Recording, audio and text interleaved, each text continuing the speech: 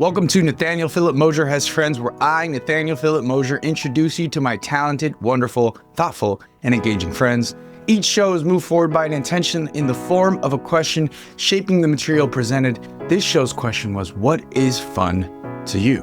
This month's guests were Terrence Rutledge, Sean Williams, Callie Pascal, Nehemiah Williams, Brittany Wilson, and yours truly. The show ends with a super duper special surprise. You don't want to miss it. Without further ado, welcome to the show. Welcome to my show. Welcome to my show. Hopefully I'll share with you some things that I don't know. Welcome to my show. Welcome to my friends. One day we'll learn the ways to cut our ties and make amends.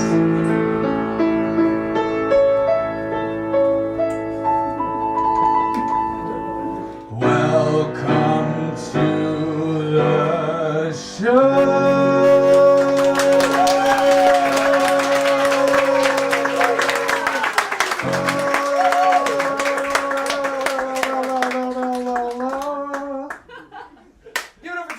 Welcome to Nathanael Philip Mosher, that's me, as friends. Give it up for yourselves officially. This is a show where I, Nathanael Philip Mosher, welcome you to my wonderful, talented, thoughtful, and engaging friends. Tonight, we have Terrence Rutledge in the back. Give it up for Terrence.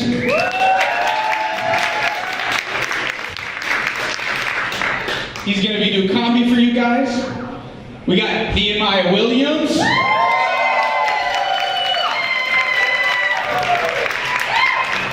He's going to be doing original music with a bevy of special guests, including and not limited to Levi Williams, Brittany Wilson,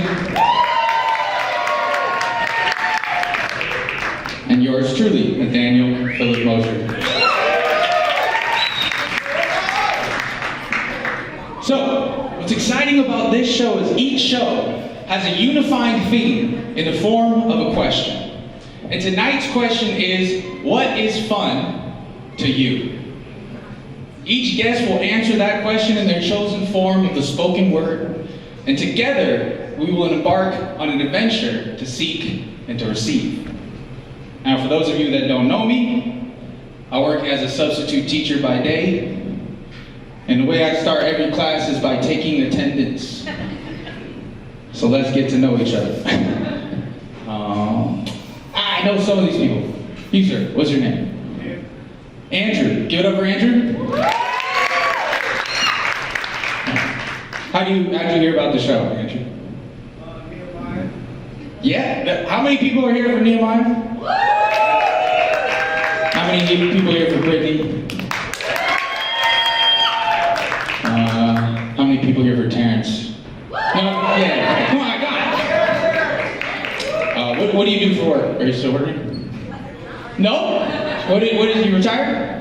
What did you used to do for work? Nothing? So you retired from doing nothing? Tell me your secrets. So you're doing nothing? You retired from doing nothing? Oh, that is a perfect segue. What does fun mean to you, man? So, I love that answer. So, Andrew, right, said fun to him is hanging out with his friends and family, right? What kind of things do you like to do with your friends and family?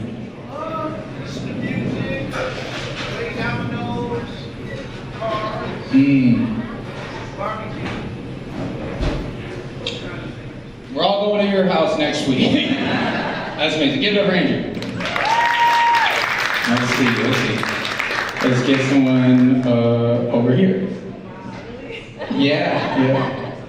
I know her. Lola. Give it up for Lola. So introduce yourself, Lola. What do you do for work? Interior designer. Interior designer. That's amazing. How long have you been doing that? 3 months. 3 months? New career. You gonna retire soon? That's amazing. Is that fun to you? Yes. Yeah, what is fun about interior design to you? That's so interesting. I think getting to know families and client stories and creating. Getting to know client stories and creating. That's awesome. So it's a relational thing as well. Hanging with friends and family, getting to know people, right? That's an element of fun to me as well.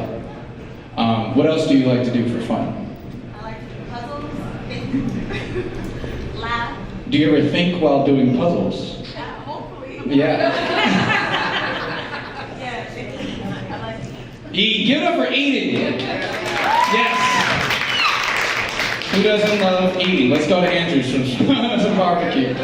Play some puzzles. All right, one more person. Let's get someone in the back with the glasses. He looked over there. You're right there. The mustache. Yeah. What about you? What's your name? Richard. Richard. Give it up for Richard. What are you about? What do you do for work? You retired? I'm semi-retired as a sign language interpreter. As a sign language interpreter. So you only translate half the time. No. Semi-retired. Retired as a full-time, but I work as a freelance interpreter now. Ah. I want to. I choose to. That's amazing. How long have you been doing that? Full-time? Full time? 12 years. 12 years. Wow. Is that fun to you, or is it just a job? I love it. What is it about that that's fun to you? Well, I had deaf parents growing up, and this is a way to connect back to my... That's a beautiful thing. Give it up for it. That's lovely. Part of this show is we get to answer that question together and come to a deeper understanding and hopefully make some friends in the process. And so, the first friend I want to introduce you to is one of the most effortlessly funny people I know. And I met him in the terribly free and fun world of open mic stand-up comedy in Los Angeles. Now I'll tell you something many of you might not know, but there are actually 9 levels to hell. It goes limbo, lust, gluttony, greed, anger, heresy, violence, fraud, and Los Angeles open mic stand-up comedy. Otherwise known as betrayal and treachery. However, within this context, this man was a beacon of light, and his jokes are pithy, terse, simple, and awfully packed full of punch. Please give a warm welcome to Terrence Rutledge.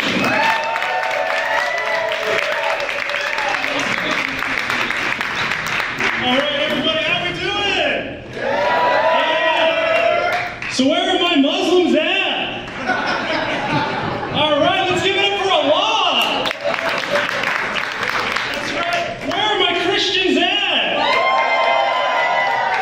Let's make some noise for Jesus. All right, where are my Hindus at?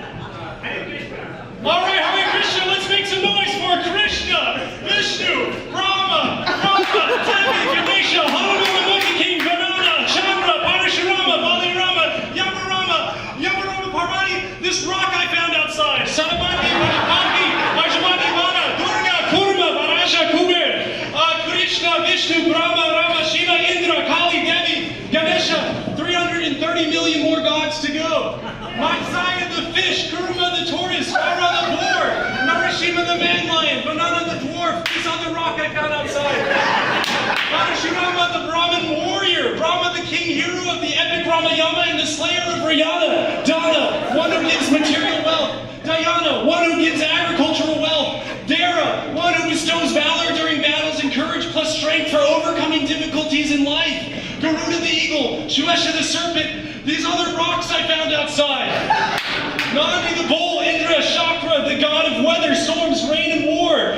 These other rocks I found outside. All right, yeah, I think that's enough. Yeah.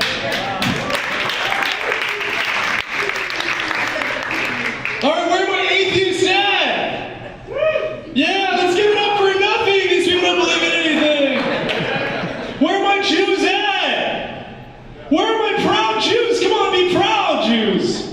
All right, no Jews, that's okay. Man, you guys ever read the Jewish Bible and the Torah? God says, I want you to rest on the 7th day. But man, that's hard to do. Because Muslims say it's Friday, Jews say it's Saturday, Christians say it's Sunday. I don't really want to gamble here, so I just don't work any day. Man, you know it's hard to be an atheist. Once you go atheist, your lifespan decreases by an eternity. And man, what's up with Hindus? You know, they believe in reincarnation. That could work out good. You could come back better. You could also come back worse. You could come back as like a dog, a rat, or an open mic stand-up comedian. What about my Jehovah's Witnesses? Any Jehovah's Witnesses?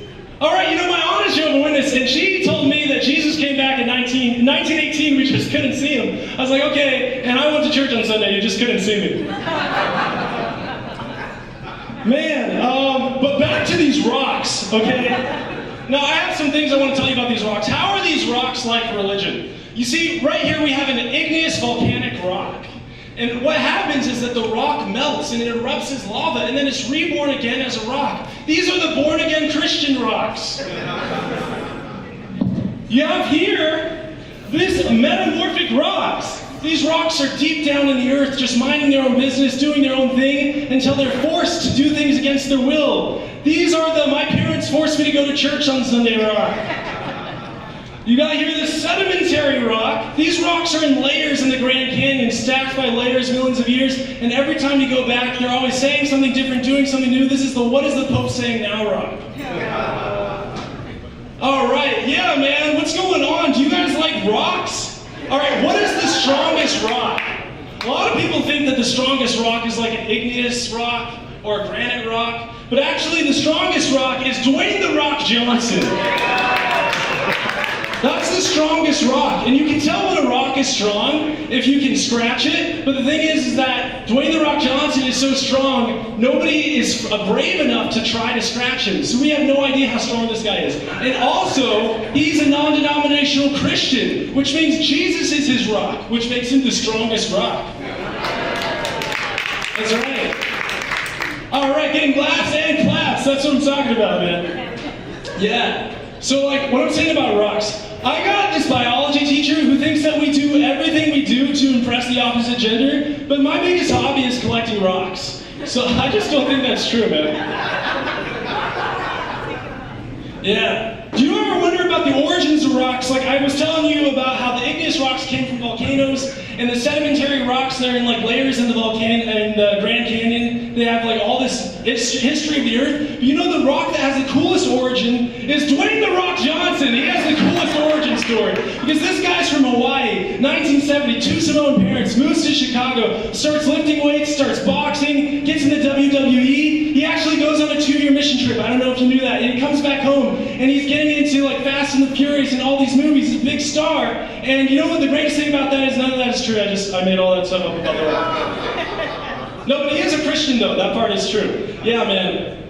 Okay, so we got religion, we did rocks. How about language? Okay, you know the phrase "let's go"? That "let's" has an apostrophe in it, so it's actually a conjunction of "let us go." Who is restraining us from go?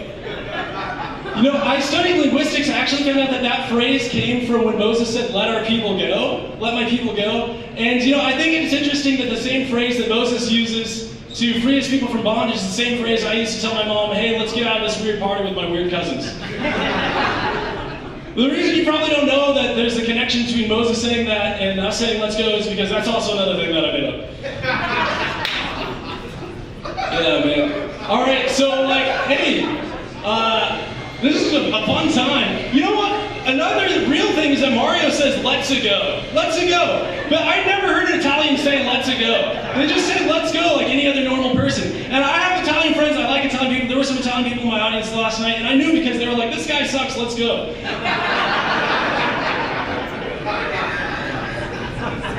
Man, Spanish is a cool language. I took Spanish in high school. I had this really bad teacher. He didn't teach us anything. And like all the other classes were learning important things like "Donde está el baño?" But our class never found out. Do we have any Spanish speakers in the audience? ¿Cómo están mis amigos? Vamos a la playa. Dame cerveza. All right.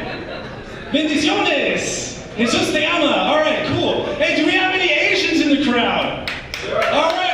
Do we have? Oh, what do you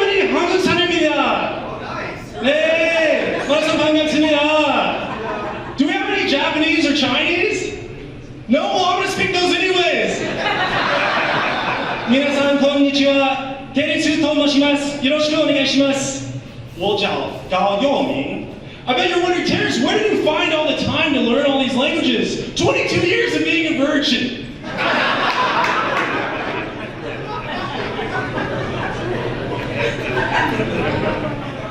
Now, I'm a very intellectual guy. You're probably wondering, Terrence, you come from a very intellectual family? Actually, no, my dad was a crack-dealing Republican. That was pretty weird. He liked to tax his low on his attic side. It's like, what's worse? Stealing crack or voting Republican? The toxic poison destroying the black community or crack? Alright, I know, a lot of people didn't laugh at that, so I feel like there's some Republicans in the audience. And that's okay, because let's make fun of Democrats too, man. Democrats are always talking about open borders. Open borders! Yeah, I miss that bookstore too.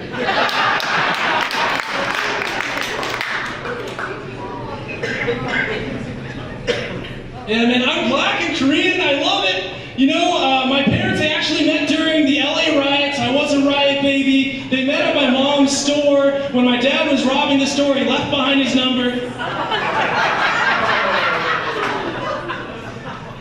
I was a really good student growing up. I was a straight A student. I was on the principal's honor roll. I was the first black guy on the principal's honor roll. I was also the 279th Korean. All right, I want to talk to you about William Mulholland. Have you ever heard about this guy, William Mulholland? You've heard of Mulholland Drive, right? Okay, so Mulholland Drive comes from William Mulholland. He's the man who's responsible for bringing water to LA. If it weren't for him, all we'd have is the LA River. We could never rise behind 100,000 population. But now we have a city of 10 million because this guy figured out how to get water from all the way from the Sierra Nevada mountains. And if it weren't for this guy, we would all die of dehydration. But the best we can do for him is, oh yeah, I've heard of that street. This guy's a hero. We gotta remember him. Think about all the great things we have in LA because of this guy, man. We have Disneyland, we have Hollywood, we have the LA Hare Krishna Cultural Center. Man, William Mulholland, he's a total hero. And some people are upset at him because he stole the water from the farmers, but the farmers also stole the water from the natives, okay? So it comes around. And they said that they could use the water better than the natives. I think we can use the water better than the farmers. What's better, Alfalfa or Avengers? And you know what, like, a lot of people are upset at him also because his dam broke in the Santa Clarita. The dam broke, and then like 600 homes were destroyed, and 4,000 acres of farmland were devastated, and 600 people were washed away to sea, never to be seen again. And they're like, Willie, what happened? Your dam broke. And he's like, well, I'll be damned. You know, and then like all these people the next day, these insensitive tourists showed up and started taking pictures. Like it was some tourist attraction. Like, how insensitive are you? Like, wait 100 years to do a stand-up routine about it. Yeah, man. You know what? This is really good. And you know what? Even if you didn't laugh at all the jokes, it's okay, because the worst thing as a comedian isn't when the people think you're not funny. The worst thing is when they tell you how brave you are. Sir, you were so brave. No one was laughing and you kept talking. All right, thank you so much for your time.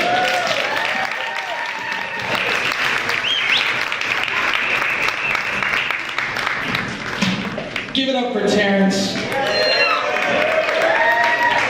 I will have to pick that up. Terrence, while you are cleaning that up, wasn't that wonderful? Give it up for Terrence once again.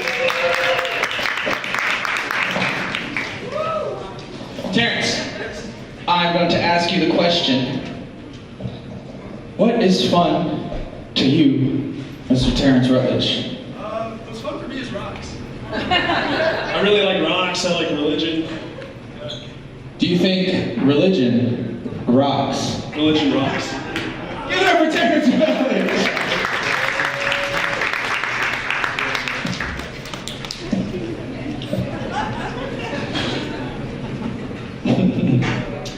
Now, something I like to do in these shows is I like to tell a little story throughout the show. And I'm going to attempt to be funny while doing it. If I'm not, it's just poetry. Either way, I'm brave.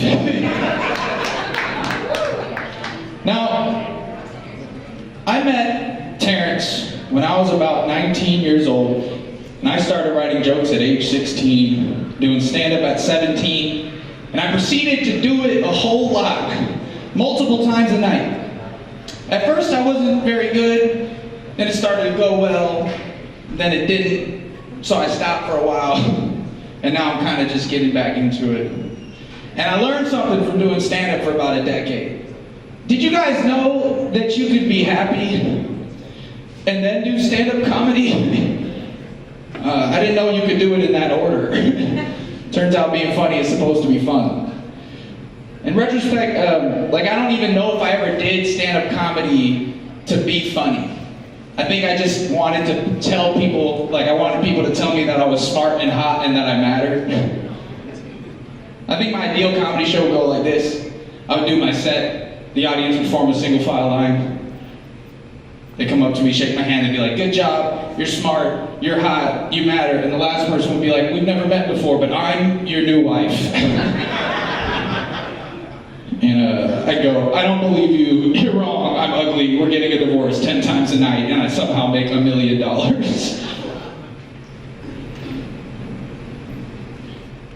So my first big show was my high school talent show. And this summer, I actually got to perform at a high school talent show. Because I never actually graduated high school, and I'm here to ask everyone for a job. High school's not working out. So this summer, I ended up working as a resident assistant for a summer camp called the Center for Talented Youth at Johns Hopkins University in Baltimore. And we held a talent show where I got to perform. And it was there where I met my new wife. Give it up for Mrs. Mrs. Nathanael Philip Mosher. She's gonna juggle. No. Somehow in that joke, she took both my first and last name. By the way, in that hypothetical fake joke scenario, the new wife was another camp staff member, not a high schooler.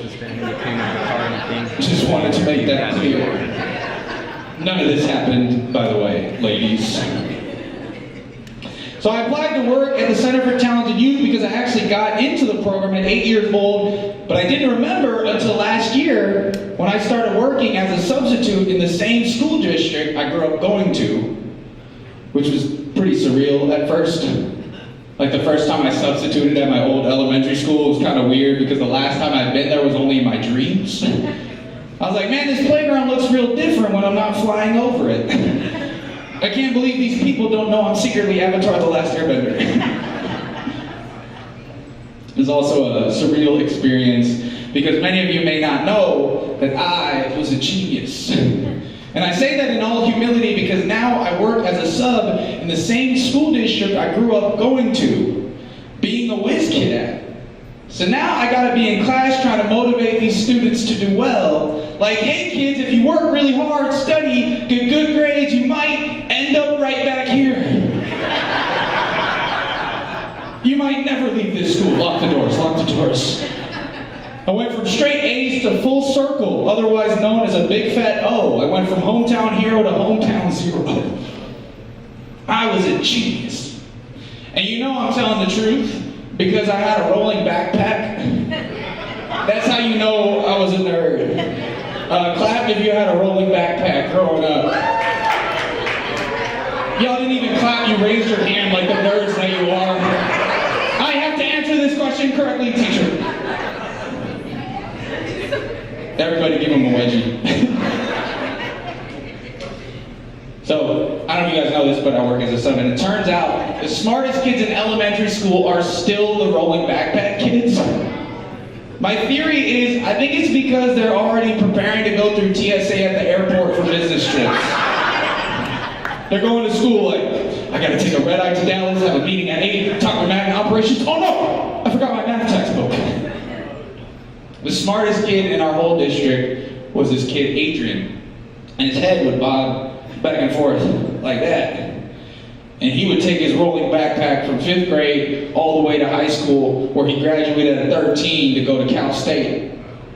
He had a full-blown suitcase. He was just bumping his head back and forth, juggling investment portfolios, TSA pre-checks, and AP calculus. And as a kid, I actually got my head stuck in the metal bars of my rolling backpack. I thought, I wonder if I could get through this. Oh no, I'm stuck. My ears got stuck, I couldn't get out. I looked like a 3rd grader who had been wrongly imprisoned. I was like, hey guys, get me out, I didn't cheat on the math you guys something my mom found recently while she was cleaning the house. It's a dead guy that I murdered and hid. No, it's an exit portfolio that I wrote in 5th grade. Someone said, yeah, did you write an exit portfolio as a kid? Who wrote an exit portfolio? You got real sad. I saw people. It's an exit portfolio that I wrote in 5th grade as a reflection on graduating elementary school at El Rincon Elementary in Culver City. And it has 3 parts. First part is a reflection on me graduating elementary school. The second part is an imagined future reflection on graduating middle school. And the third part is an imagined retelling of Avatar: The Last Bender set in 19th century Victorian England, because I was a genius. No. It's an imagined future reflection on me graduating high school. And so I wanted to read it to you guys in 3 parts, because I thought it would be fun. Over my past 6 years at El Rincon Elementary School, there are a lot of things I accomplished. Each one helped me get through school successfully. I grew and learned something new each year. The past years prepared me for middle school in many ways. Each teacher taught something new that will prepare me for middle school. In kindergarten, I got in trouble for talking too much in class. I was a little bored at times and would shout out answers. My teacher, Mrs. Birdie, was not pleased, and I soon learned to behave better. I learned to be neater in my writing.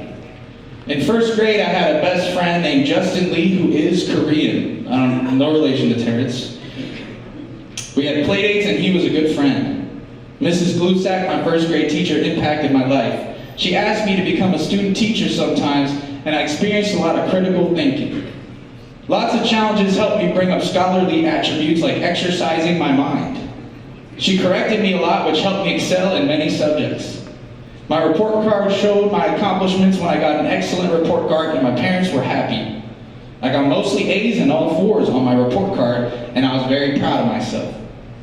In 2nd grade, I had Mrs. Sires as my teacher. She was an energetic teacher who was generous but strict in some ways. She gave us a reasonable amount of work along the parties for our deserving behavior. She made us take valuable notes, which helped our class get good test scores. We did many projects, and one of the favorite projects I was assigned was an oral report on bravery. Wow, little on the nose. I did St. Francis of Assisi as my subject. I dressed up like him to portray his personality, and I learned a lot about him. I was proud of my accomplishments as a 2nd grader, and I was prepared for 3rd grade the next year. The next year, I was assigned an intelligent and experienced teacher named Mrs. Gallegos, who had dealt with many 3rd grade classes throughout her years of teaching. Mrs. Gallegos knew a lot about teaching and was wise in her teaching methods. She taught us moral lessons about life and made our heart grow inside. We had many projects, including a diorama about a landmark in Culver City. I did a restaurant named Johnny's Pastrami's, and I learned much about it. We did 2 projects about Indians, including another diorama about a tribe. We also made totem poles to represent ourselves. I like 3rd grade a lot, and I will cherish my 3rd grade memories. One of my absolute favorite grades was 4th grade. Not only did my teacher, Mrs. Ames, teach me to the fullest, but she pushed me to go beyond 4th grade expectations. She told me about the Center for Talented Youth test sponsored by the Johns Hopkins University. This is a national test for 5th and 6th graders who score over 95% on the state tests. I took it in January of 2006 while in 5th grade. I received an invitation to an awards ceremony on June 3rd, 2006 for scoring a national percentile rank of the 99th percentile on a 7th and 8th grade math test. Mrs. Ames gave me valuable information to fuel me to rocket through 4th grade and to help me get through 5th grade. In 5th grade, I was assigned to Mrs. Pomerantz, who was on her 1st year teaching as a non-substitute teacher. I accomplished many things, including what I consider to be my 3 biggest accomplishments. I became chess champ for using logical reasoning against many opponents and chess tutors. I therefore became the chess team captain, leading this year's Grand Match Gala tournament against many other schools. Our school won the 1st place in the tournament. I also qualified to be included in our school's very first spelling bee. I won 1st place at El Rincon and represented our school at the 1st district-wide spelling bee, along with 3 other El Rincon contestants. I did my best but didn't win our city's spelling bee, but I gained valuable experience. My biggest accomplishment in 5th grade was getting elected as president of student council. This helped me improve my leadership skills for future situations, including middle school. I was elected into student council by my class and elected president by the student council. What? Oh. I became, it just didn't make sense. Became respected at school by my fellow peers, and I made my family proud. My experience with student council has made my last year at Elring special. Being in the student council has impacted my life and others very much. It has helped our student council manage priorities, and in return has helped the school. My family is proud of me because I gained an experience to lead the school and have fun doing it. Our student council has done many things that have helped our school grow. While in the student council, I learned to choose my priorities well and be more organized. I had to learn to work and team up with others and cooperate with a large group of people. My experience was fun and will help me a lot in middle school. I formed close friendships over my years at Elring Con. My closest friends, to name a few, are Sean Williams, Kyle Miller, Justin Garcia, and DeWitt Tefera. I will always cherish my memories with them and hope to remain friends beyond Elring Con. Elring Con Elementary School has enhanced my learning experience and led me to fulfill my dream of becoming a great student. Elementary school has been an experience that I will never forget. At Elring Con, I have gained a very enriching education, wonderful friends, valuable life experience, memories of caring and talented teachers, and as I leave, I feel very prepared for middle school and beyond. The second friend I want to introduce you to, I met in the lunch line at Elring Con when I was 6 years old, and his name is Sean Williams. Give it up for Sean.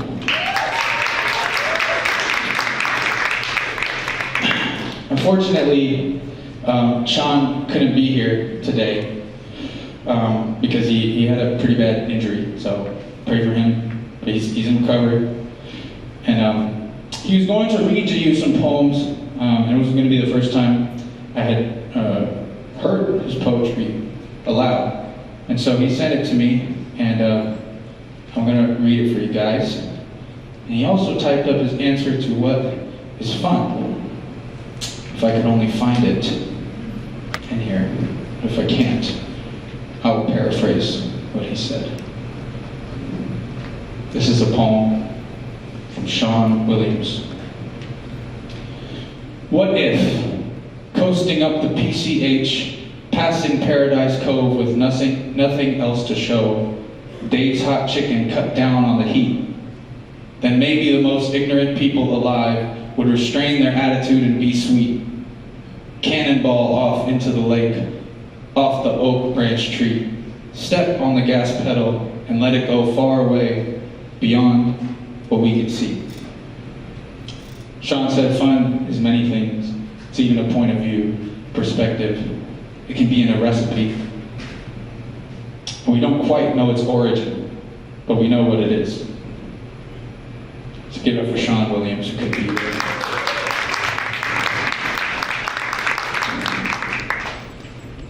This is a poem called New York City is a Panic Attack. And I wrote it in 2017 while studying abroad in Paris. New York City is a panic attack. It is up late, run down, yet elusive. It never ceases to amaze me, and when it does, I'm left breathless, especially when the rat-a-tat-tat of a tap dancer collides with drumsticks singing in the rain, or when an old black chess master takes the spirit of a young boy in Washington Square Park.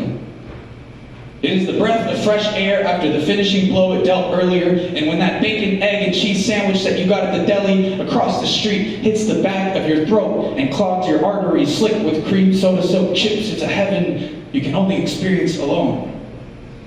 It is New York. But you want to know my favorite thing? You want to know my favorite thing about New York? New York, New York, New York. Big apple in your mouth and face. Don't talk bad about my city if you ain't trying to live it. City, if you can make it here, you can make it anywhere. City, I hated it there. That's right. I absolutely hated it. Spent 3 months in that hellhole, 3 months wandering in sunken, sullied, piss-soaked, crap-stained, Dominican loud music playing, construction at 7 in the morning, spelled M-O-U-R-N-I-N-G, because the depth of my sanity lies on 168th Street, stinking streets. It was hell. Heat Heat-soaked, heat-stroke, lethal, lonely hell. I had to put a wet towel over my naked body to sleep because our AC was free and that it didn't exist. And I had to close the windows to drown out the construction going on every day at 7 in the morning, but that's just New York. What are you gonna do? Some people don't get it. They don't get that New York is supposed to be hell. It's a panic attack, for Christ's sake. A panic attack. A panic attack. You're not being attacked. Being attacked by panic, by white flight, white stripe, Black Lives Matter plight, all night protests, singing we hate the alt-right, voices heard on high, even the penthouse suite reevaluates life. Panic by banging, clanging, ambulances blaring, skyscrapers scraping, hipsters vaping, men and women gaping, stating what is going on with this city. Panic. You're being attacked by the city metropolis, if you will, where people go to hate one another because the common weight of human suffering is littered across the street like gum-covered pavement, because New York City is not a home, it is a city. It is a city, not a home. The home is where the heart is, and I left that in San Francisco. So you ask me, if you hate it so much, why do you want to live in New York? Well, to put it plainly, I miss it. I miss the aloneness. I miss silent walks playing Pokemon Go with headphones on, not looking at anyone. I miss crying at a bus stop until I met a toothless man at KFC who told me not to go where the wild things go, past 2nd Street to be exact. I miss being booked on a comedy show where I ordered food but got a beer instead because I thought the waitress said sliders but really said cider, and then I didn't perform because the crowd left. And I cried because I had nothing to look forward to in that moment except that show, and so I went and bought some KFC. And the man with no teeth looked at me and said, "You want a cookie?" I said, "Sure." He said, "You want another one?" I said, "Sure." He said, "NYU?" I said, "No, UCLA." He said, "Well, don't go past 2nd Street after dark and never forget the Creator is always with you." And then he disappeared, leaving only his teeth. He came back later to tell me, "Also, one more thing, don't let any female get to you." And I did. I miss walking the High Line listening to nothing but my own thoughts, and the fact that crumbling down the line was a family, a relationship, a career, in that order. I miss delis on every corner. I miss using my backpack as a soundboard for my thoughts sinking into a park bench to catch a nap during my lunch break at work. I miss crying to the best of 2017 Spotify playlists with friends abroad, moving in separate directions like tributaries or grids or litter in the wind. I miss that lady who told me in line at Chick-fil-A to stop talking on the phone with my sister because she didn't want to hear our conversation. Screw that lady. Or maybe I was just too loud, I don't really know. I miss having panic attacks. Because having a panic attack always happens when you're alone until you're not alone anymore. Whether it be at a bus stop, a street corner, or the Grand Canyon, the Crater is always with you. And New York is the only place that keeps reminding you how messed up life can really be. It's messed up sometimes. And New York reminds you every day that life sometimes sucks. But sometimes you gotta shut up and deal with it. And maybe you don't have teeth, but you can still eat cookies at KFC.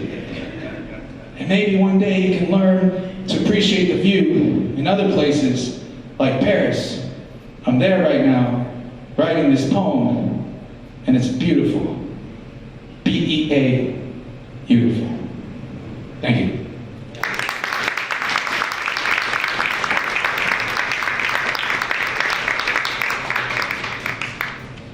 This is exit portfolio number 2.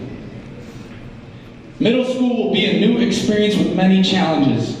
There will be new teachers, new classrooms, a bigger building, and new people. There will be more rooms and hallways to get used to, so there's a high probability of getting lost in the school campus. There will be many things to learn, lots of people to meet, and choices to make. In middle school, homework is assigned by 6 different teachers. All of these things make middle school seem pretty challenging. Setting goals can help me rise to the challenges and to meet my goals in middle school. It is also necessary to set goals in order to achieve the expectations of my teachers, parents, and community. My top 3 goals in middle school are to stay organized, to get into the scholars program, and to bring up new scholarly attributes. To me, being organized means keeping my notes clean and easily accessible, prioritizing my time, and managing my activities and schoolwork.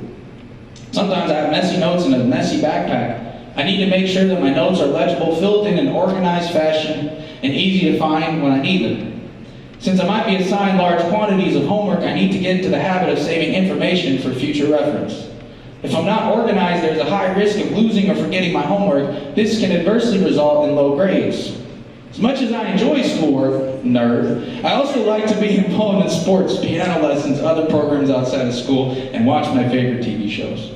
By prioritizing my schedule, I can organize my day to accommodate and manage my activities without sacrificing the quality of my grades at school. Being organized will have a very positive impact on my life in middle school. In middle school, there is a scholars program designed to accommodate intellectually advanced students. I would very much like to get into this program. Scholars programs can help me exercise my growing intellect and hopefully provide me with extra challenge to occupy my free time. Middle school was a chance to go farther on the path to becoming a scholar. The term scholar means an educated person who is a specialist in a particular branch of learning. To be a part of the scholars program is important to me because I don't want to be sitting around at home, finished with my homework and doing nothing. I want to be continually challenging myself. Gaining new scholarly attributes will help me not only in middle school but in the future. Being a scholar is being a highly educated person. Being educated can help you earn the opportunity to have a great job and also not struggle to maintain good grades throughout high school and college. To recap, my top 3 goals in middle school are to stay organized, to get into the scholars program, and to bring up new scholarly attributes. Meeting these 3 goals will help me in middle school. There are many other scholarly attributes that will help me meet the goals I set for middle school, and I need to have as many as I can to become a scholar, and I'll need to develop them quickly. I sometimes don't ponder enough on subjects so I don't understand them. If I want to understand something in middle school, I'll need to think and ponder more deeply. These are only of the few scholarly attributes I can develop, but as I grow, I will get closer and closer to becoming a scholar. A lot of times my strengths are not enough. When I need help to accomplish something, my immediate community can help me. This includes my friends, my family, my teachers. I can ask teachers to help me with schoolwork that I don't understand, and they will surely help me because that's their job. My family is an integral and important part of the community that I can reach out to all the time. They can give me helpful advice with school, different or difficult situations, problems that may arise, and especially challenges associated with teenage life. My friends can help me get motivated when I'm acting lazy. They can cheer me on to work harder, to be proactive and not procrastinate, to support and encourage me when I need them. Middle school is a very different experience compared to El Rincon. Thinking about goals to set and ways to improve work habits is an important way to prepare. Developing scholarly attributes is another thing to think about. Becoming a scholar means you're a good student and you think about things in different ways. I want to become and act more like a scholar all the time. In middle school, there are a lot of new things to get used to, more things to manage and prioritize. Fortunately, I can always depend on my community to help me where I need them the most. I'm going to bring up Callie. Come on up to the stage. This is Callie Pascal.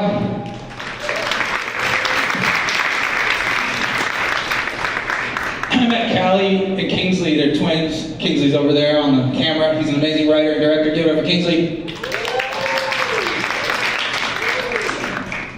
Coming up to the stage and set up. Levi, could I get some assistance? Callie's going to be playing some songs for you guys. Play 2 songs. I thought of 1, but... Give it up for Callie Pascal.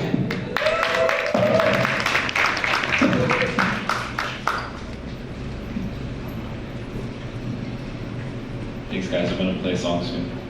Give it up for Nathan in the show so far.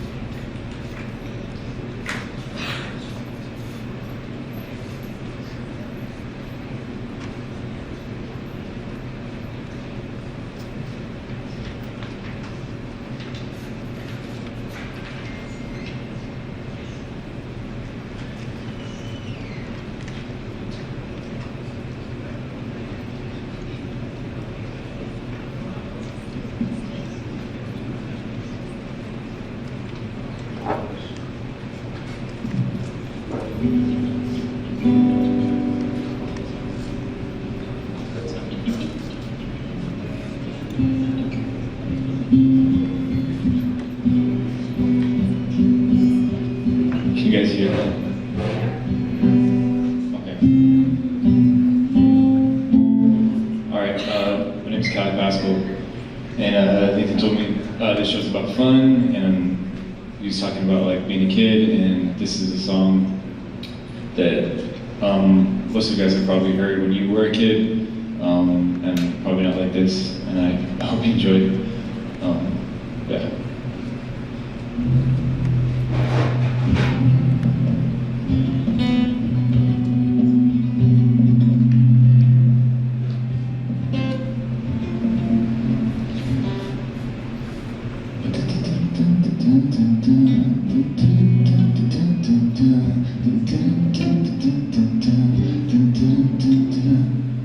I'm gonna be a mighty king, enemies beware.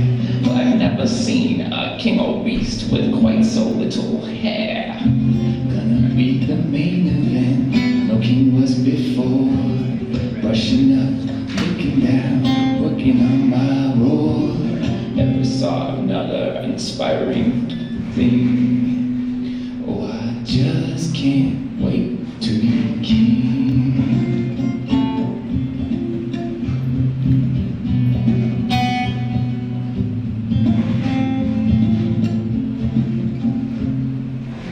It's been a while since I've seen this movie. Started a long time ago. I think it's time for you and I to change our heart to heart. Kings don't need advice from little hornbills for a start. This is where the monarchy is headed. Count me out of service, out of Africa. I wouldn't hang about. This child is getting wildly out of wing. Oh, I just can't wait to be king.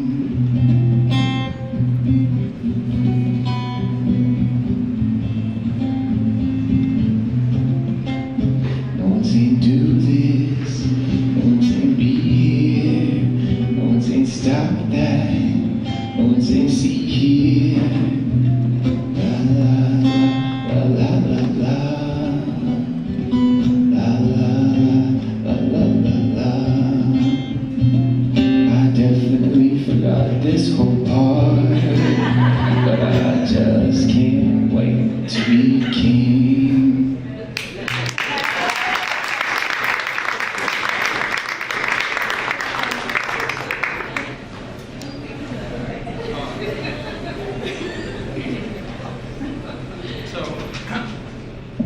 Callie didn't know he was performing today until he came. Sean couldn't make it. I said, do you want to perform a song? So give it up for Callie. And I said you can do 2 songs, and I was like, shoot, time, it's my fault. But Callie, that was a beautiful song, by the way. Who remembers that movie? Yeah. So I want to hear, what is fun to you? I've known you for a long time, so I'm interested in your answer. Fun to me is just hanging out with friends, and really when time passes and you don't want it to, you just want to stay in the moment. That's what fun is to me. Being in the moment? Being in the moment. Yeah. Well, give it up for Cal.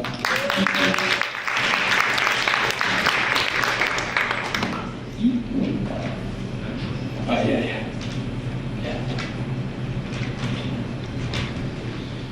That's actually what Nehemiah said when we talked about what is fun. Being lost in the moment. I'm trying to finish this story for you guys. So I never did attend the Center for Talented Youth as an 8-year-old super genius. Thank God I didn't, because I would have become an arrogant prick. As a kid, I had a little bit of a superiority complex. If you don't know what that is, then you're stupid. So I was substituting at my old elementary school, and I ran into my first grade teacher, Mrs. Glusak. And I got home that day, and I asked my mom, did I ever get into the Center for Talented Youth program? And she said, yeah, we just couldn't afford to send you. Turns out it cost $6,000 to spend 3 weeks at the Center for Talented Youth and take collegiate level courses at Johns Hopkins University in Baltimore, Maryland. So I applied to work there this summer as a resident assistant so I could learn what it means to be an advanced learner, as it's now called, and teach these nerds how to have fun.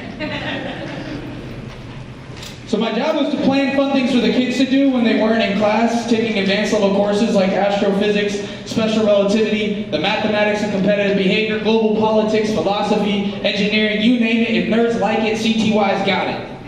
Our job as resident assistants was to show these nerds a good time, and we were not being sarcastic. Normally a bully is like, let's show these nerds a good time, and then he shoves you into a locker. But not us. As a resident assistant at the Center for Talented Youth, we planned sports, talent shows, quiz bowls, water days where we doused nerds with water guns and went face first on slip and slides. We made being a genius the funnest thing you ever done did. These kids love me. And they called me the Big Hat RA because I wore a giant hat to protect me from the sun. And I juggle responsibilities, make sure they got up on time, pick them up from class, took them to breakfast, dinner, make sure they got their meds, played basketball with them, played Brawl Stars and Clash Royale on our mobile phones, and boy, was being a nerd a blast. First group of kids I had, shout out to Cyrus, Bram, Ethan, Alex, Jackson, Caleb, Arnaud, Gabriel, Zhang Long, Junpei, Oscar, and Tony. Some of them will be watching this later and they asked for a shout out. Man, was that group nerdy as all heck, and they were awesome. They were taking a class on special relativity, except Ethan, who was taking economics, and they liked physics, tennis, badminton, late night memes, playing inappropriate card games, and eating Takis and Oreos into the night while laughing up a storm.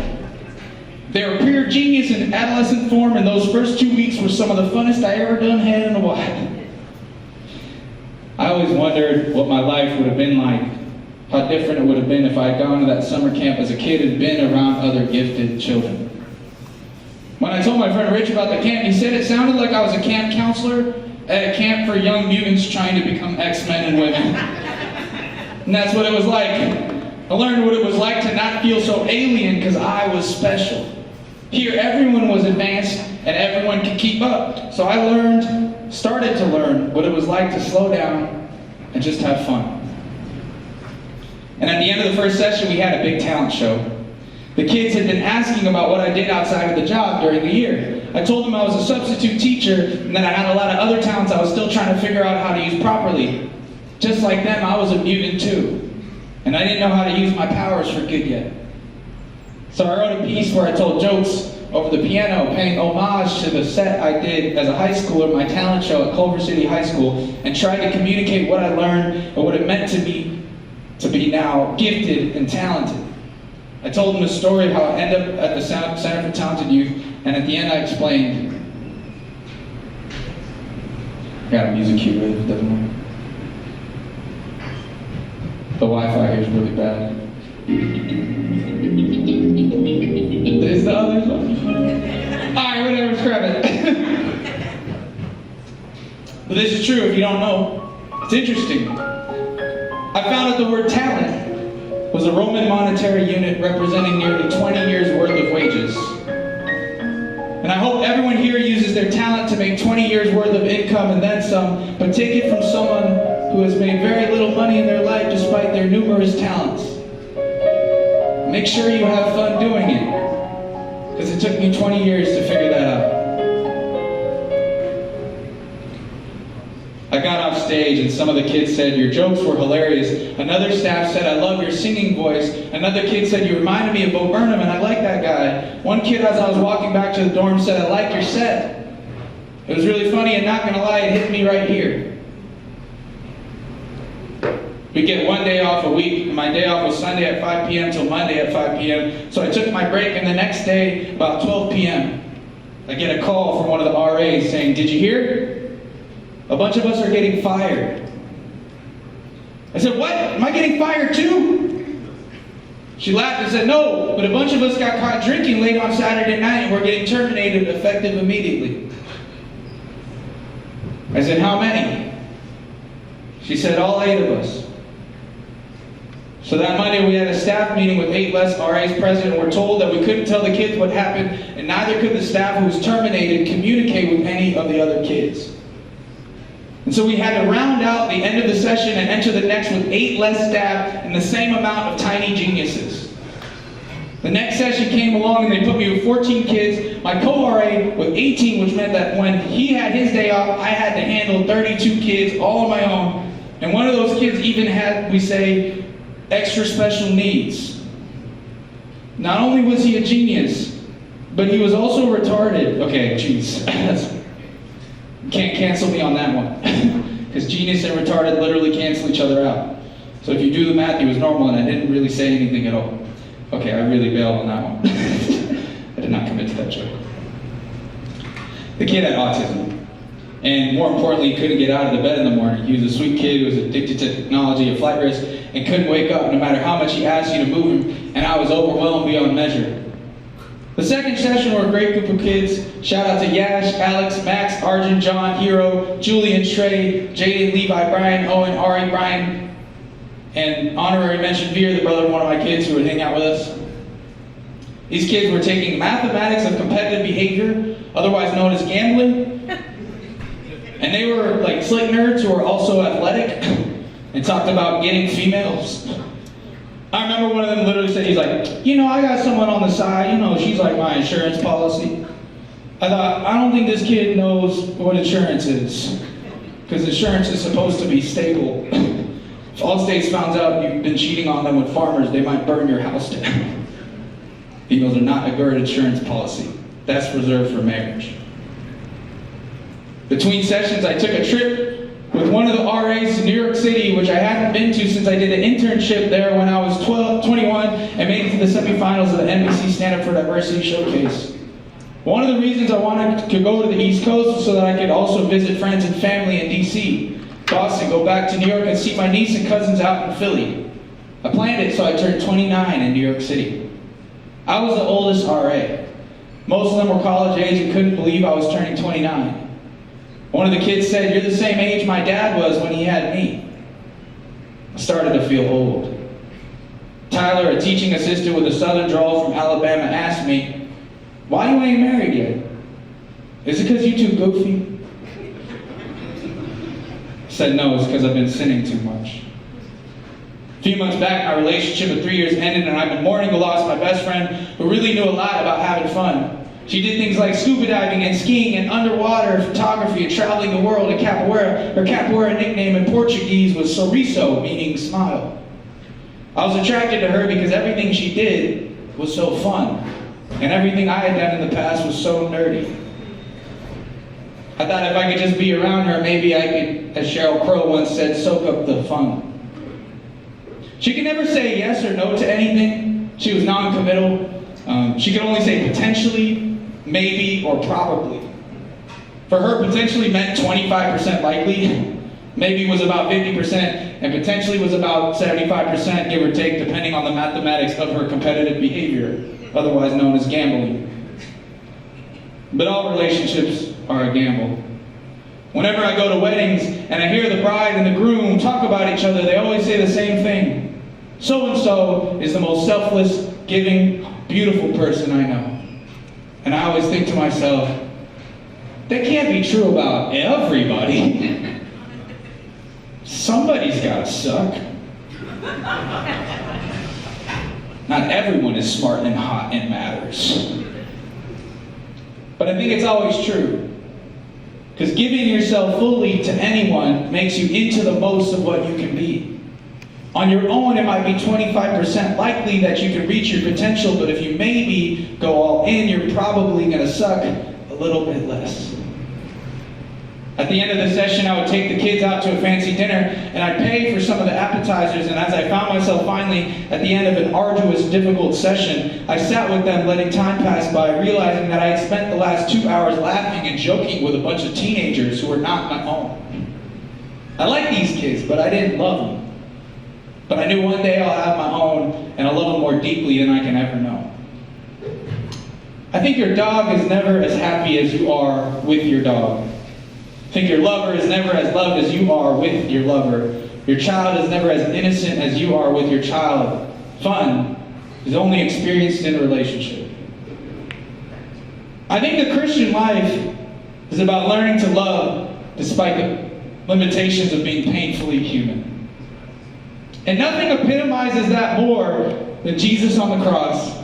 saying, "Forgive them, Father, for they know not what they do." I should have known this summer was going to be a spiritual test because I flew in on Spirit Airlines. Nothing will test your spirit more than Spirit Airlines. No Wi-Fi, no snacks, and absolutely no leg room. Now, Jesus on the cross, he 100% had no leg room because his feet were nailed down in place, and yet he still loved and forgave. Now, I have a long way to go. There are moments on that plane I was wishing it went down with everybody on it just so I wouldn't have to bear one more moment of bearing my cross on Spirit Airlines. I left Baltimore to go to D.C., and in D.C., I went to the Holocaust Museum, and I thought maybe my experience at camp wasn't so bad. And as I took a train from D.C. to Boston to visit two of my spiritual mentors, Jonathan M. and George Fountain III, I came in on a train and realized I had boarded the wrong one. So instead of being angry, I took it in stride and paid the extra fee to upgrade from business class back down to coach. And as I was on the new and correct train, the train screeched to a halt to rescue the passengers of another train that had broken down. And the train that had broken down was the original Acela business class train I had previously purchased tickets for, that now had to evacuate all their passengers onto our regular, slow Amtrak train. While on the train, I took the extra time to work on what is now going to become PPDK Productions that we'll talk about later. While I was sitting there, I got to speak with a man named Patrick. And in the middle of the conversation, he said, "You're not like other Christians. You're so open and kind." Another lady came by and sat next to us and notified me that I could get a refund for the train I was originally on and get a travel voucher for the current train we were on, which was experiencing delays. Sometimes you can get to your destination faster, but it's going to cost a lot more. Or maybe you can get there slowly, potentially have a little fun connecting with somebody. Maybe get your money back in the end and probably learn to suck a little bit less. In 4th grade, I wouldn't pay attention. I would read Hardy Boys all day.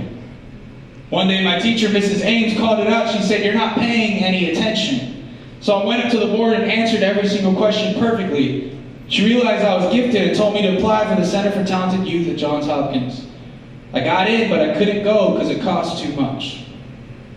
I probably could have skipped grades, but my mom didn't want it to affect me socially. Now I make very little money, and I'm one of the most outgoing people any of my friends know. I'm not trying to brag by saying this, I'm just trying to say how little it all mattered. I'm up here trying to tell jokes again. There's nothing more humbling than this. I should probably be designing spaceships or algorithms to predict where the stock market will be in 10 years. I shouldn't be a substitute teacher, and I shouldn't be a comedian, but I am. Because my biggest talent is teaching people who know too much how to slow down and have a little fun. Exit portfolio number 3. This high school graduation, I have been chosen to receive the Perseverance Award. This award was given to me for not giving up in all the challenges I have gone through over the past years. My parents are so proud of me for winning this award, and I'm just as happy with myself as they are. Everybody clapped for me when I went up to receive the award on stage. It was a new experience being in front of so many people. I wanted to thank my family, and I wanted to share with everyone the whole story of my success. When I walked up, I had a chance to share my memories of persevering in all my years of school. In elementary school, I learned from my teachers how to not give up.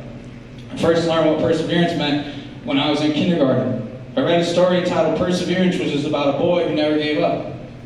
My teacher explained the story's moral lesson was to never give up and to not be a quitter.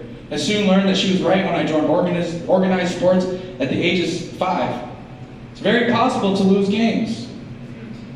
If I just gave up whenever I lost a game, there would be no hope for winning. When I first joined a basketball team, I was prepared and ready to play. I knew I would make mistakes, but I would also learn from them. There are times I shot the ball in the wrong basket, and worse, maybe even scored for the opponent team. My team still cheered me on, and it made me happy. I didn't give up even if we were losing by 50 points, but I continued to try my best. Also, when I started to play soccer, I tripped and fell, and it hurt a lot. There were times when I couldn't get up and let my team down. However, most of the times I got back up and stole the ball. I experienced playing different positions in the field through rotations, and wherever I was placed, I never gave up. I've been playing baseball for the Culver City National Little League for the 3rd year.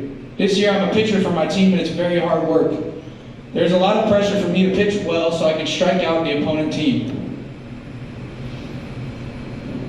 At one of our last 2 games, we were losing 7-3, but we came back and scored more. Even though we lost in the end with a score of 10-8, we didn't lose hope and worked hard through the entire game. We did win a couple of days after that with a very tight score of 7-6. There are many goals I set to get through high school. I tried my best to persevere in everything and every situation. I promised to never give up, and it was very hard. Many people supported me, but it was mainly my family and friends. My mom and dad encouraged me to do my very best at everything, and they said I'll do well at anything if I tried. My friends also encouraged me to just do it and to keep trying. Their words of wisdom helped me in school and sports and gave me knowledge on how to persevere.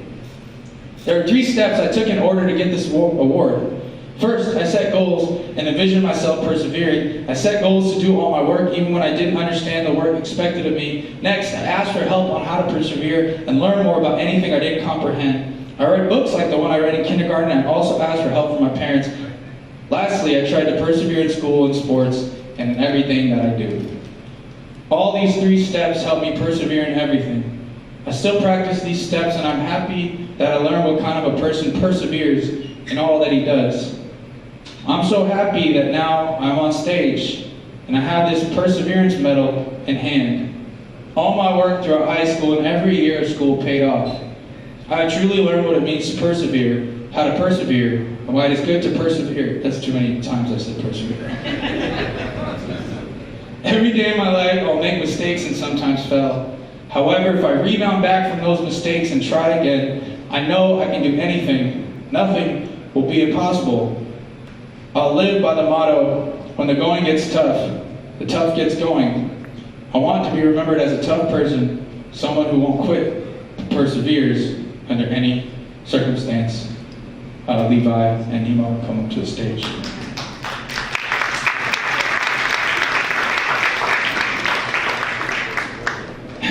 Now, Nemo, we were gonna play a song together, me, you, and Levi.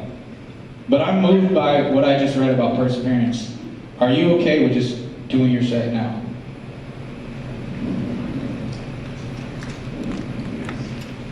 All right. This man has really pushed me recently, and I'm really encouraged and inspired by him. And for that reason, I want to present him to you guys. Give it up for my friend and newly minted business partner, Nehemiah Williams, who's going to present to you, with the help of his friends and community, some original songs. The ways in which he's persevered.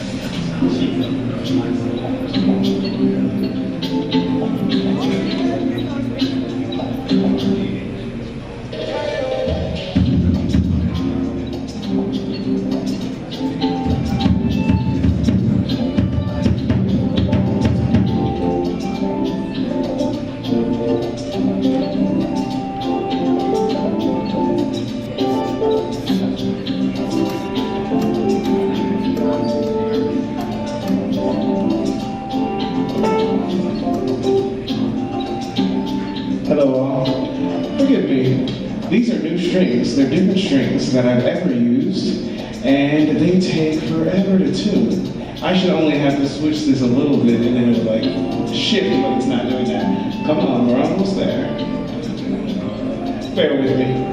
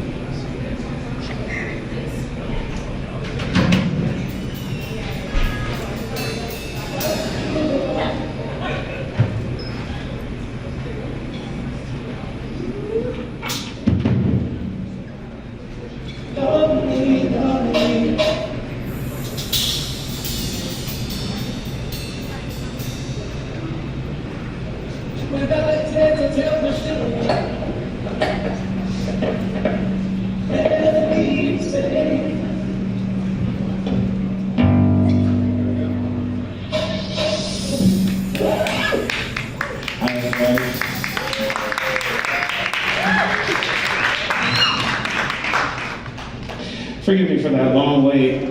Definitely should have done that before. So, what is fun? That's the question of the night. You know what's fun for me? Drawing. It turns out my parents are actually wonderful drawers, both of them. And when I was going through dark times, thinking that I didn't have anything good about me in my life, I started drawing just to do something, right? And what I learned with drawing is that in order to give depth to a picture, you don't have to focus on the lines that you're using, you have to focus on the shading. It's the dark parts of the picture that draw your eye to the depth. And so what I want to do first, in order to explore this concept of fun, is I want to talk about something that was not fun. So this song that I'm about to sing was about a time in my life when I was basically talking to somebody. I was talking to a lady, and I asked my Father in heaven, God, should I pursue this lady? And I got a very clear message for once. No, don't do it. And I was like, oh, shoot. Hey, that was quick. All right, cool. I guess not. Into that, right? Well, a while later, that same lady came to me and was like, hey, well, I'm telling you, come on, let's do this. You know what I'm saying? And I was like, ooh, God, I think I want to take a stab at this. Come on, let's negotiate. I really want to fight for this. And so this song is about how that went.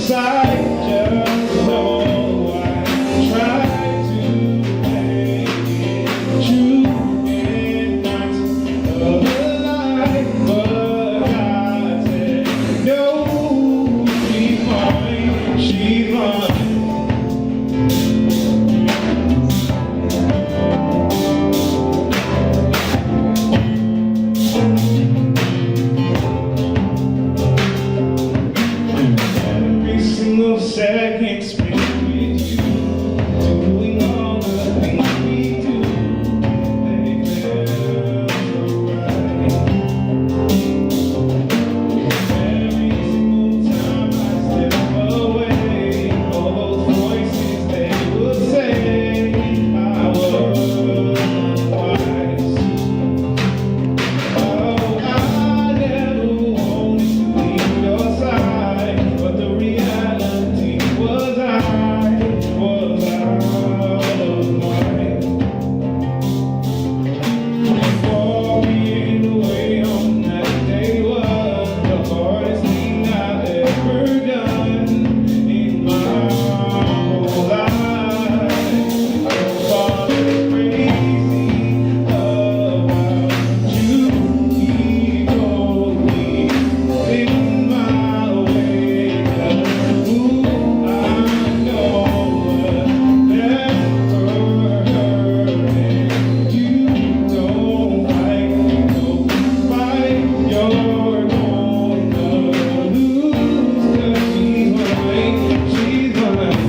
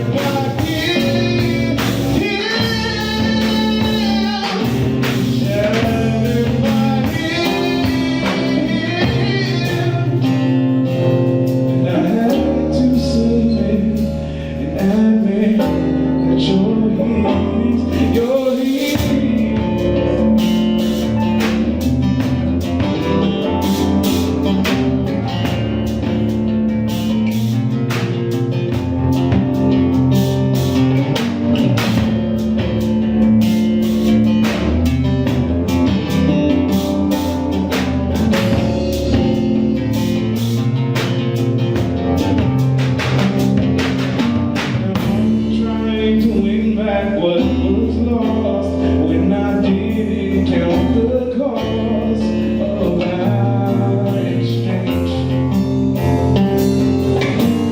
I'm trying to make right what was wrong, and I'm writing you this song to explain that it wasn't me, no, it was you. But we're simply overruled by the patriarch.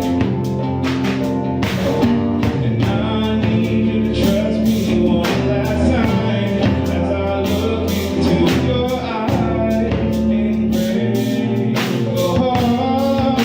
And I know I said that I would fight, that I would never leave your side. Just know I tried to make it true and not come alive, but God said no.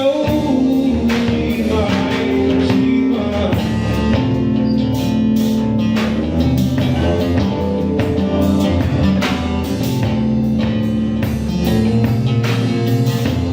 She's mine, she's mine.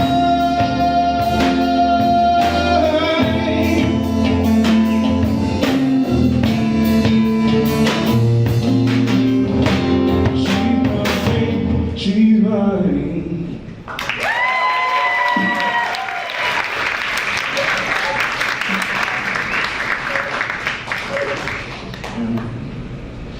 Yeah.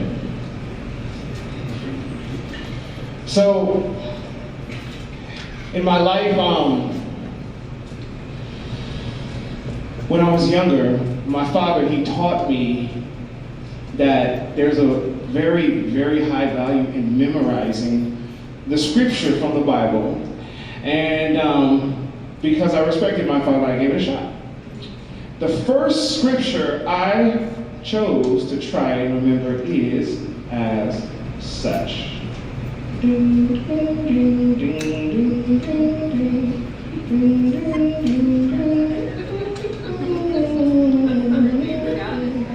There it is.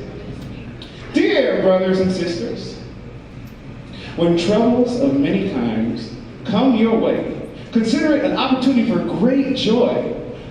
For when you know that your faith is being tested, your endurance has a chance to grow. So let it grow. For when your endurance is fully developed, you will be strong in character, perfect and complete, needing nothing and ready for anything.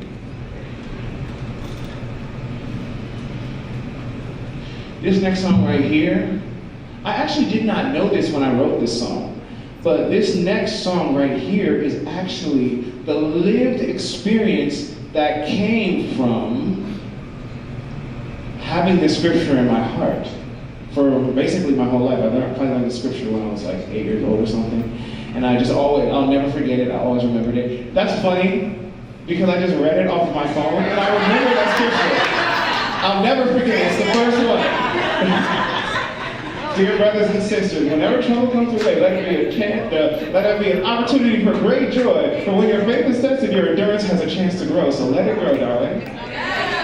Because when your endurance is fully developed, you will be strong in character and ready for anything.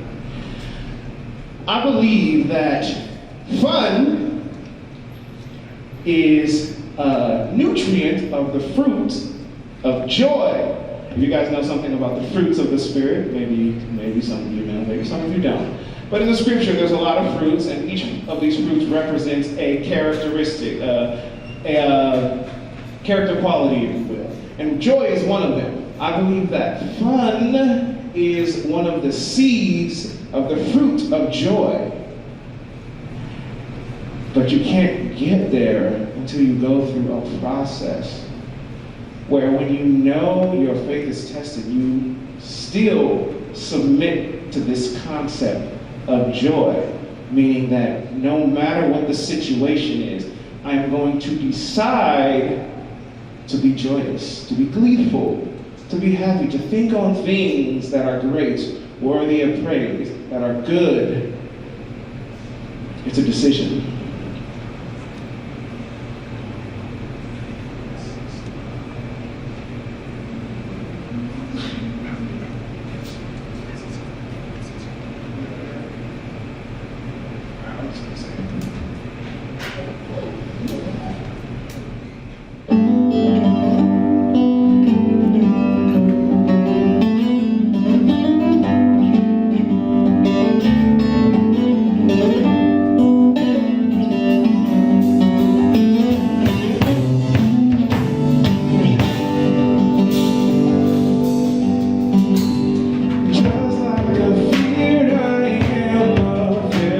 Nobody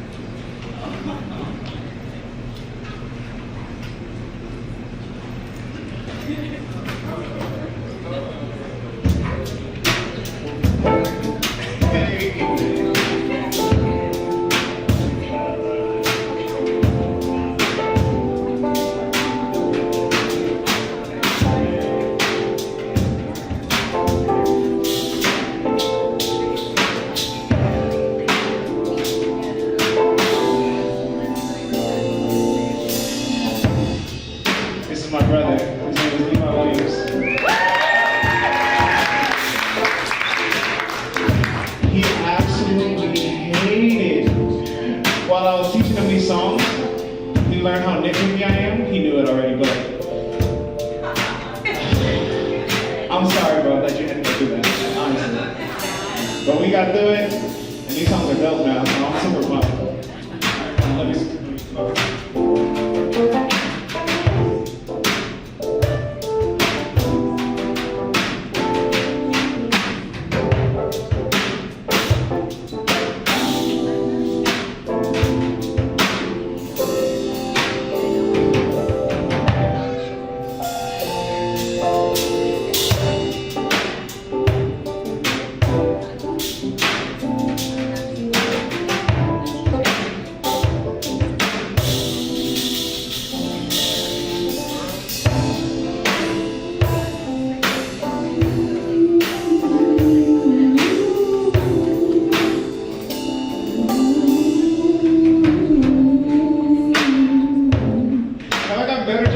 This is my bro Josh Dodville over here, and he knew me back in the day when I was kind of trash, but I was just like starting to like really get into the technique. He's so kind. Yeah, I was getting into the technique of playing like the bass like a guitar, and it was in the beginning, but like I didn't have it. And now, what do you think now?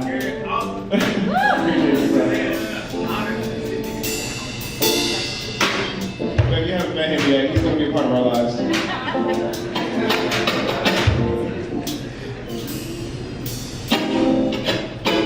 Is that strength enough? Is that cool? How does it sound back there? Jeannie, does it sound good? Great. Maybe play it right. Yeah, y'all got that? Thank you, Trayvon. Awesome. Play the chords right. Jeannie is the funniest, most critical, but softly and lovingly, like, I love her.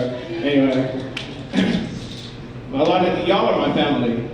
You know what I'm saying? I just want y'all to know that. Everybody in here is my Rachel and Nana. I saw when you came in. You don't think you can sneak? Eat Kim, I told him at the last minute, he came through. I love y'all. Jose, bro, I haven't even seen Jose in a long time, like months and months, but look at him, bro. I'm gonna give you something after this. Don't you worry. I'm happy everybody is here. I'm so pumped on y'all. Anyway, let me just take a moment. Get back to where I'm supposed to say. So, you know what's fun for me? Writing songs is fun for me. But I especially like writing songs with family and friends. That's you guys. Y'all, anybody want to write a song, come to me. Now you know. I got it like that. You two, Jim and Pam Snodgrass up there. Childhood, they lived in Culver City. I would run 3 blocks up the way and turn left, go to their house. I honestly, I went to you guys' house one time when you weren't there and I stole your skates, your roller skates. I stole them because I wanted them. I'm so sorry.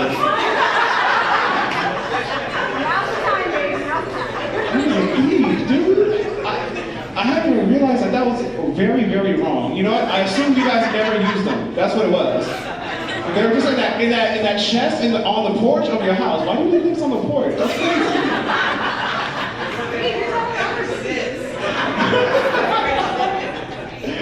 Yeah, Jim is a wonderful percussionist. He had the dopest setup in his garage. You still got that? Ding, bro, come on, talk to me. You know what I'm saying? Now you know. All right, you got my number, Mom. Give me one. My mom is here. She just got ordained to be an elder at our church.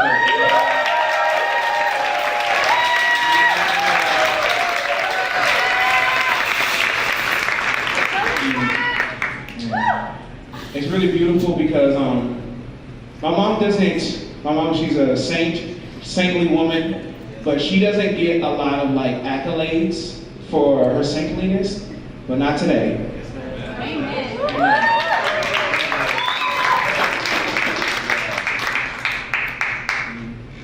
Everybody's mom can't be a saint. Some of them have to suck.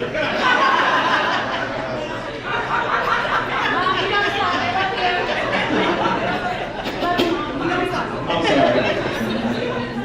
Okay, so what's fun? Songwriting. Jeez, I'm off books. Fun? Songwriting is fun. And I'll tell you why. Because when you're writing a song, Like people think it's like, oh, let's just put these words together, let's put this music together, and then we'll have a C, lower floor minor. That's my girl calls music, lower floor minor everything. Anyway, I'm gonna teach her music theory. What happens when you're writing a song is that you are taking something that exists inside of you. It could be an emotion, it could be an idea, it could be a literal, visceral feeling that you're just attempting to put words to. But you're putting it in, you're encapsulating it in music. And when you do that, you take that feeling, and now that feeling does not have to be housed within your body because it's housed within a song. If you would like to revisit that feeling, you can just play or listen to the song. And when you're a real songwriter, that is a profound thing that happens so often, and it is so great.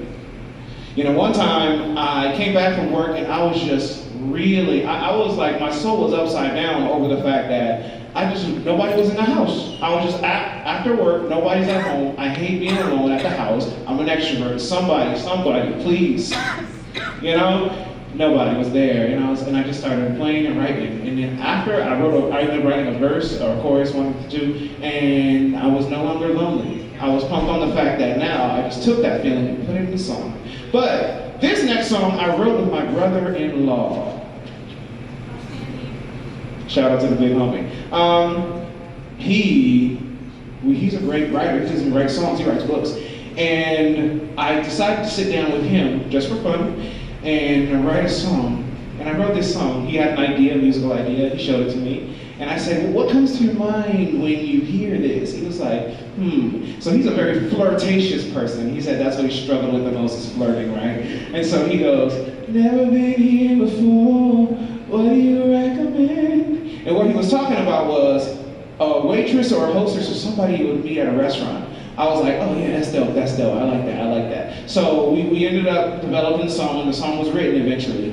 But now I look back on that song and all my contributions to it, and I look at my beautiful girlfriend, and I see her, and I'm like, you know what's crazy?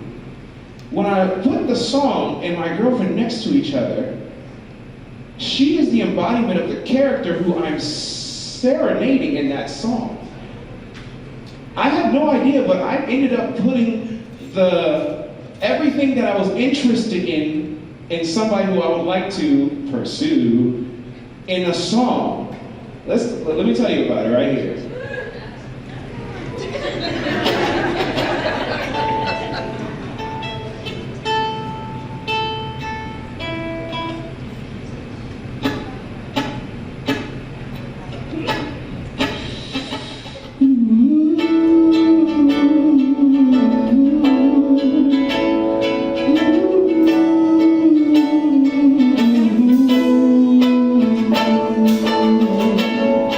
I've never been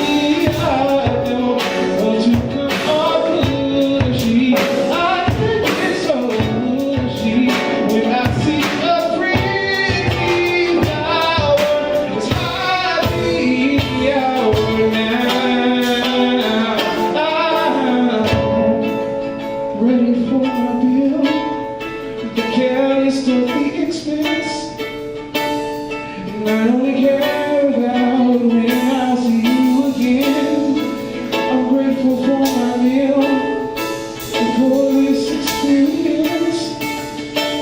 Much more valuable than all my dollars and cents. I don't know what we will become, but that's no good reason to let this moment pass. And I'm so nervous, but I just like to ask one last question before I take my leave. Can I get to know?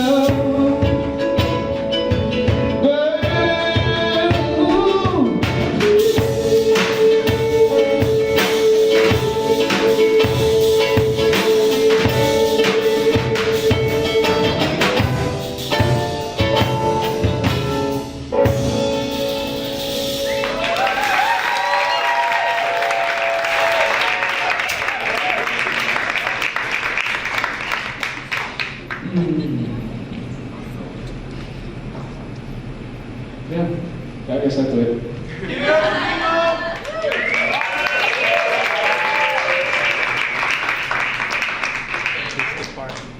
Give it up for Levi.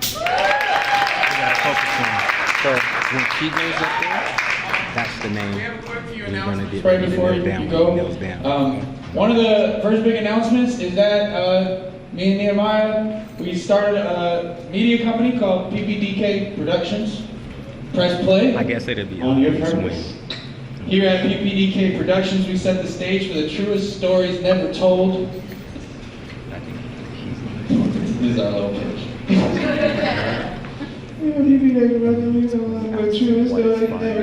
that's about what We uplift accidentally entertaining testimony to tell the stories and truth, pointing to the fact that life itself is so much more bigger than just you. We're here to serve those who wish to live to tell a tale and who need to tell a tale to truly live. If you want to support us, follow us on social media. We have our stuff over there, and we're selling hats for $25 a piece. And if you want to give us $100, I'll personally marry you. The hats are from a previous project I did, so it's not the logo. We have a new logo actually designed by Caleb. We'll pray for Caleb. But if you buy the hats, all that we ask is that if people ask you where you got it from, start a conversation about tonight, because a fruitful conversation is priceless. And we also have a special guest we want to bring Yeah, up. come on, y'all. I need everybody to give it up for the loveliest, greatest, the sweetest. Ooh, who is she? She's Brittany Patrice Wilson.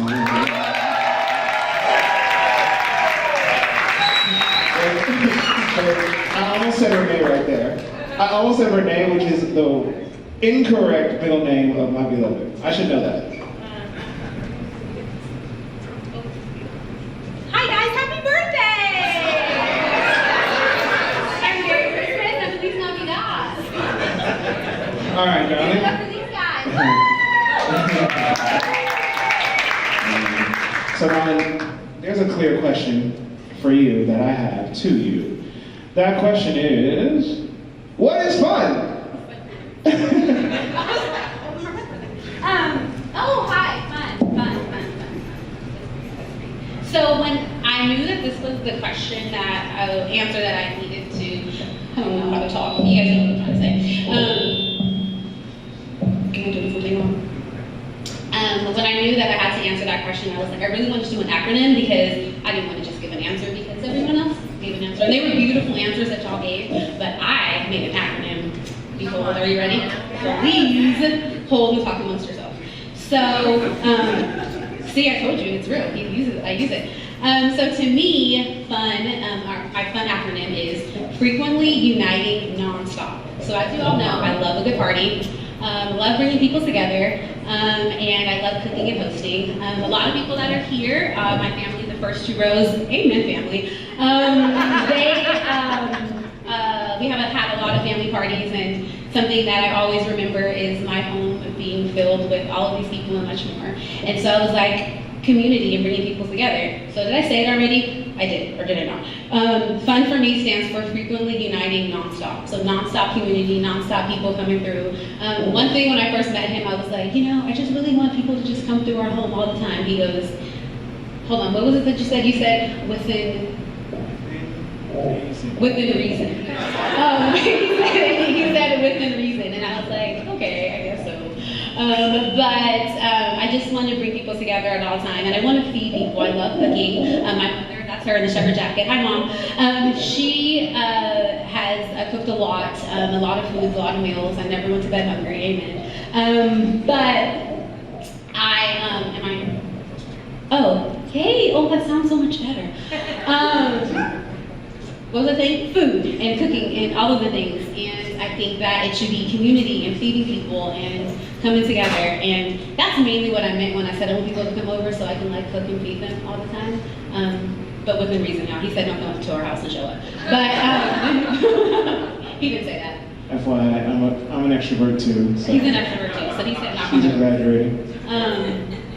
But hi. Oh, do you guys know he's my boyfriend? He's my boyfriend. Okay, no! Just so y'all know. So, tell me something.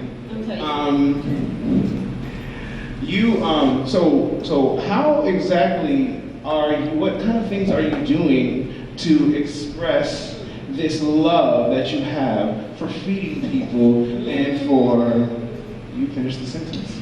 Good question. So one thing, my most recent passion project, but it's not just a project, it's something that I've been wanting to do for a long time. I've always wanted to be forward-facing. I've always wanted people to just, I guess, look at me but see me in a positive manner. And I've always had friends that have done that. I've always had family that love me. But I was just like, I can do this for real life and for money. And so I'm just like, how do I do that? I'm like, well, I love fashion, I love dressing up, I love talking, weirdly. I'm just like, how can I do it? I don't know. And so there's these things called podcasts, which these two wonderful gentlemen have. And that's what I want to do too. And I want to talk to people about food and feeding people and bringing people together. And there's a lot of people that are represented here, a lot of different communities and cultures. And I want to bring people together at the dinner table with this man next to me. Hi, babe. Thank you. And so one thing that we just did not too long ago was we did a recording for our podcast, and it's called BRIM, BRIIM, and it's an acronym, so it stands for Becoming Really Intentional in Honor of the Mission. The mission is what fun means to me, frequently uniting nonstop, coming together with everyone, and I cook food. And he's a great sous chef, and he actually cooks really good soups too, and he's wonderful. But what I'm trying to say is that the podcast will be around the dinner table, so it's not just like, we're talking, no offense to the talking, the story's great. But I really want to cook and feed people and have just conversation about food and bring people together. And so that's what BRIM stands for. And we'll be doing that together very soon, more often. And it'll be various couples that we'll talk to about life and fun. That's interesting that you said you cook for money. Okay, so what kind of, and how exactly are you doing that? And are you doing any initiatives in order to specifically pursue something in that regard? Yes. Okay, I'm going to answer your question, I promise, but I have to do a history lesson. So I'm a teacher by trade, if you don't know. So I've traveled all around the world and I was teaching, and I have had wonderful opportunities. And in that method of me teaching, I brought people together in my home, cooking for them all the time. We had Sunday dinners, and it was amazing. And I was like, I don't love the classroom so much. And I didn't feel guilty about saying that, but it was something that I looked forward to more so than teaching the kids. And so I got together and I lived in Shanghai for 3.5 years, and I did a lot of hosting, a lot of partying, not partying, but maybe kind of, but food was involved in dinner and fun stuff. And so I was like, let me just do this. And so I left the classroom and I went to culinary school. And I started culinary school in February 2020. And as you know, a month later, the world shut down. So I kind of taught myself, and it was very different than what I thought it would be, but it was still magical. And I still received a lot of valuable lessons. And I learned very early on that I wasn't meant to be in the kitchen, like in the back. There's people that are meant to cut carrots and not talk to people, but obviously I like talking to people. And so I was like, Bob, why are you here? Like, why did you really want to come here, Bob? Like, what's your story? Bob, talk to me. And so, but a lot of culinary school was cutting carrots, and I was like, but what are the people doing? Like, why do they order this dish with all these carrots? And so I was like, I need to be more forward-facing. And so the career has pivoted. I'm not necessarily working in the kitchen now, but through a lot of prayer and through this man, but also this man, through a lot of just like prayer and guidance, I'm like, you know what, like I'm meant to like feed people. So God's really given me just like the vision to do more personal chefing, and so using like people's homes as a kitchen, so I don't have to rent a commercial kitchen. I go to people's homes, feed them, hear their stories because that's what I want to hear, and also feed them. So starting like personal chefing endeavor in the new year, there's this personal chef academy. It's like kind of an extension of culinary school, but it's a lot more expensive than culinary school, but provision and prayer, and we're going to be doing a fundraiser for that pretty soon for this academy that starts in January, and it's a personal chef, just academy and how to just build your business and all of these things, and I believe that's the life that God has for us, and we're going to continue to do community with each other, and I'm just thrilled, and that's what I'm going to do, is just feed people, and I won't stop. And that's what fun means to me, so in order for me to have fun, I obviously have to do what I love, so.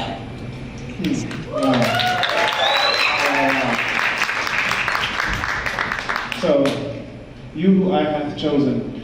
What do you have here today in order to give evidence to the people? They hear everything you're saying, Yes. but what do we have to show? I made something for you all. I don't know if you all know the package. It is 902. But I did make some. Okay, so I told you how I lived in Shanghai, right, for 3.5 years. It was wonderful. And so Asian food is my jam. Asian food is what I always want to eat. What we always often eat when we have a chance, and that definitely is definitely something that I will always include in my meals is Asian food, specifically Southeast Asia, which is where Shanghai is, but also a lot of my family here is from Louisiana Creole, and so that is something that I grew up on as well, and that's what my mom cooks a lot, just what I grew up on, and I wanted to like an ode to that as well. Shanghai was the biggest part of my life, probably. I mean, I've traveled to several countries, and that's a whole other story, and I'm just thankful for my parents for me to be able to have done that, but Shanghai was very pivotal, and so Southeast Asian diaspora. I'm supposed to answer what I made. Okay, listen. So it's Asian twist, okay? So I made pumpkin mochi sesame bars. So it's like a little fall little business, and there's some sesame seeds in there. It's a little soft in the middle, but it's really, really yummy, and I hope you all enjoy. It's something, just a little party gift for you all. So yeah, enjoy.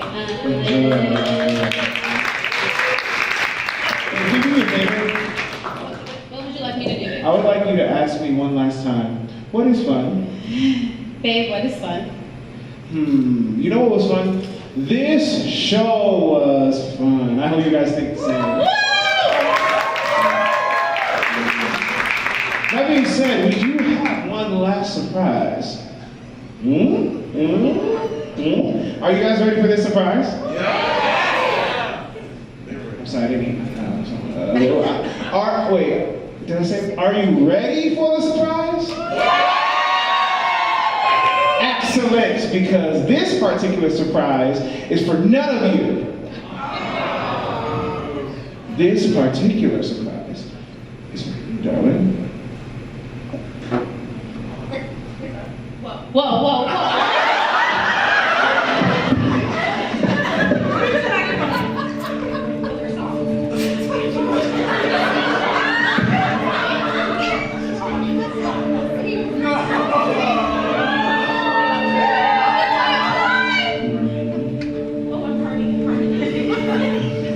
This date is small. How you doing? What am I doing down here? That's a good idea. So, darling, do you know what's fun? Our relationship was very, very fun. And through our relationship, I was able to discover a deeper meaning of fun, actually. And for me, fun means a deep, deep knowing that something is just right. For example, when you're in the kitchen and you're baking and you have to you gotta mix it up and you gotta beat the dough and you gotta roll it and everything has to be just right measured and then put the thing and mix it and you put it in the plate just right and it has to look good because presentation and you put it in the oven and it smells, that smells just right, ooh-wee. And then you take it out the oven, you see it's that looks just right and then you finally get to taste the fruit of what you just very, very challengingly committed to. And you're like, wow, that tastes so good, this must be just right. Babe, you and me, we are just right. I know it deeply, and I know you know it deeply as well. But most importantly, I know that God knows it. And so,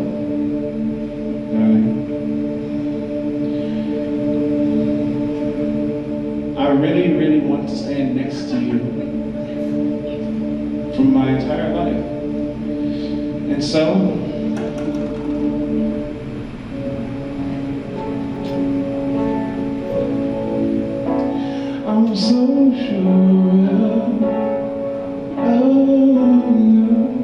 I'm so sure of this, but I just have to ask one last question before we take our leave. Will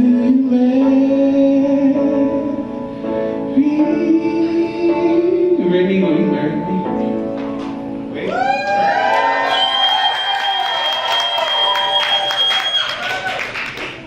You gotta see this thing. You gotta see this thing. It's crazy. I had it designed. Okay. Anybody got a tissue? My baby's crying. See that? Yeah. No, I got this custom made. Yeah. No, you can look at it for a long time later. But I think I'm supposed to put this on you right now. I'm gonna do it. No, you don't hold it.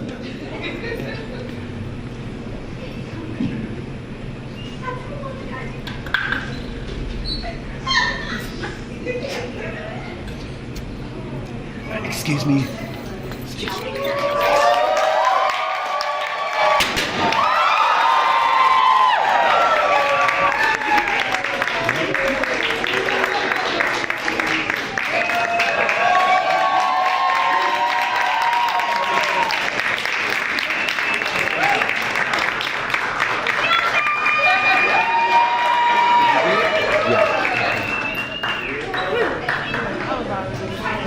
It always happens. Always.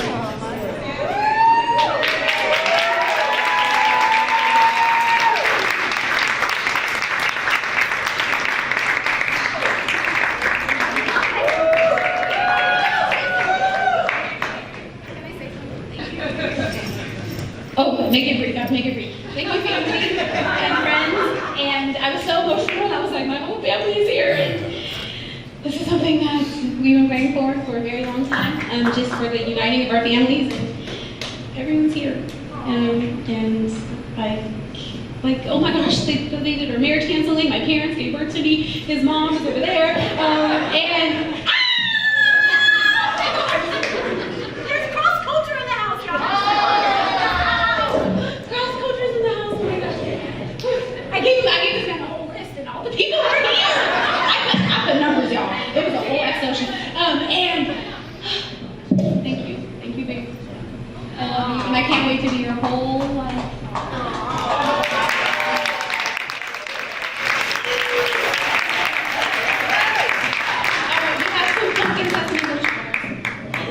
Brittany, I want you to do one last thing. I want you to turn to Nemo. I want you to look at him and repeat after me. Nehemiah Williams, you're smart. You're hot. You matter. And I'm your new wife. Give it up!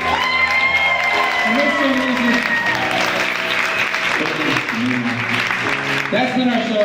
Thank you guys so much. I've been honored to be a part of this. Thank you guys so much for making this moment special. Thank you.